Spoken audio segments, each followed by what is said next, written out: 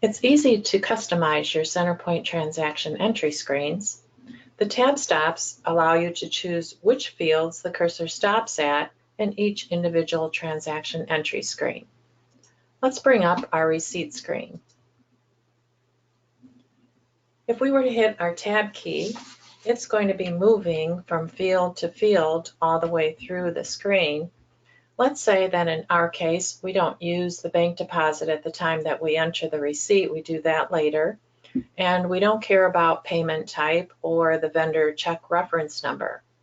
To change how your tabs advance, go down to the bottom under Options and choose Set Tab Stops.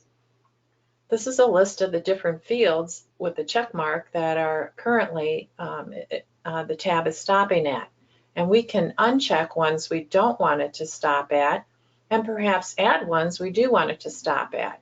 So if we don't want it to stop at bank deposit, we can uncheck deposit. We can scroll down and find payment type.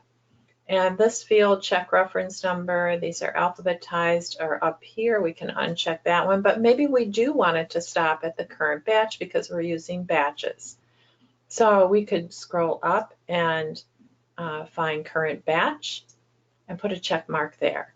Click OK, and now the next time that we tab through, it's going to be using our new rules. Now it went over to current batch, but it skipped bank deposit, went over to amount, and it's going to skip payment type and check reference number and be ready over at our account.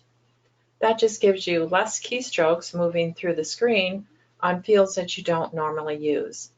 Each screen has its own individual tab stop settings and will be remembered the next time that you come to that screen.